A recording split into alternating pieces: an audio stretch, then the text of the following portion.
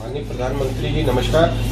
Local के लिए vocal बनने के लिए हमें चीज़ों को और भी सस्ता रखना पड़ेगा, तभी हम ऐसा कर पाएंगे कि हम अपने ही देश में बने हुए सामानों पर निर्भर हो पाएंगे। वरना आज विदेश से जो सामान आ रहे हैं वो हमारे घरेलू उत्पाद किए हुए सामानों से सस्ते पड़ रहे हैं। बनारस का एमपी हो, इसलिए मुझे आपसे जुड़ने में आनंद भी आता है। अब वो चालू में हो चुका है। अब नॉर्थ ईस्ट में भी वाटरवेज बढ़ाया जा रहा है। इन वाटरवेज से पीपल का फायदा है, क्योंकि इससे लॉजिस्टिक्स का खर्च कम होता है। इन वाटरवेज से प्लैनेट का भी फायदा है, क्योंकि इससे ईंधन कम जलता है। और हमें ये भी नहीं भूलना चाहिए कि पेट्रोल डीजल के इंपोर्ट को कम करेगा, रोड पर ट्रैफिक कम करेगा, सामान सस्ते में पहुंचाएगा, सामान सस्ता मिलेगा, शॉर्टेज रूट से जल्दी पहुंचेगा। खरीदने वाले और बेचने वाले दोनों को इसमें प्रॉफिट ही प्रॉफिट है। यानी पीपल भी है, प्लेनेट भी है, प्रॉफिट भी है। साथियों, भारत में एक और अभियान अभी चल रहा है, देश को सिंगल यूज प्लास्टिक से मुक्त करने का। बहुत बहुत आपका आभार और नमन। Thank you sir, thank you sir. जितना खुशी और जितनी प्रसन्नता मुझे हो रही थी बात करने में, उससे भी ज्यादा हमारे माननीय प्रधानमंत्री जी को बड़ी खुशी हो रही थी कि उनके संसदीय क्षेत्र से कोई इस वेबिनार में आया हुआ है और उन्होंने बताया भी हमें कि आत्मनिर्भर कैसे बनना है, कैसे हमें विदेशी सामानों का बहिष्कार करना है, कैसे हमारी आदतें छूटेंगी, कैसे हमें सस्ता सामान मिलेगा।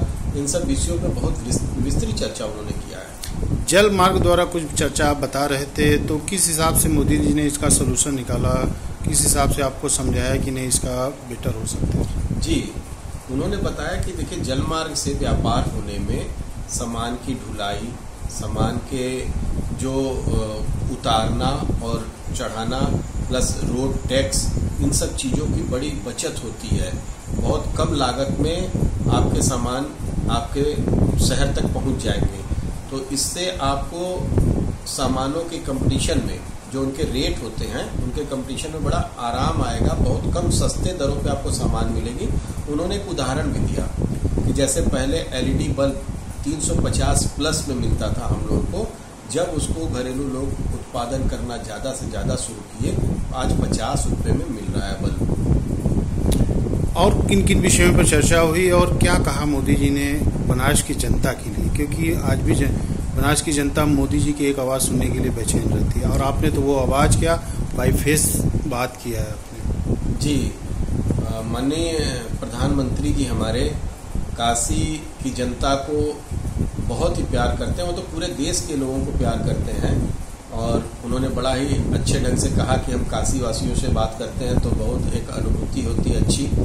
और उनका मेन कहने का उद्देश्य था कि हम पूरे देशवासी आत्मनिर्भर बनना शुरू करें और स्वदेशी को अपनाएं, हम ज़्यादा से ज़्यादा प्रोडक्शन करें। उन्होंने कहा कि लघु उद्यमियों के लिए सरकार डायरेक्ट उनका माल परचेज करने को तैयार है। कह रहे पहले पूर्व में लोगों को मंत्रालयों में सामान बेचने के लिए सोचना पड़ता था कि हम किसके जरिए पहुंचेंगे, कैसे पहुंचेंगे।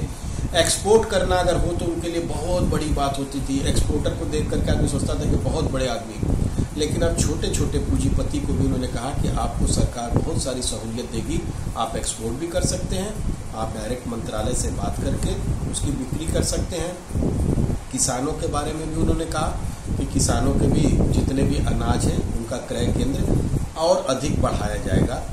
तो क्रय केंद्र जब बढ़ेंगे तो किसानों को अपने सामान बेचने में भी आराम मिलेगा। तो उनका सब कुछ कहने का सार यही था कि हमें आत्मनिर्भर बनना होगा, तभी हम अपने जो पड़ोसी मुल्क है जो हमें आंखें दिखाते हैं, समय समय पर हमारी सीमा में प्रवेश करना चाहते हैं, हमारे देश के अंदर अस्थिरता पैदा करना चाहते हैं, उनको एक करारा जवाब होगा और उनकी जो स्थिति वो घुटने के बल चलने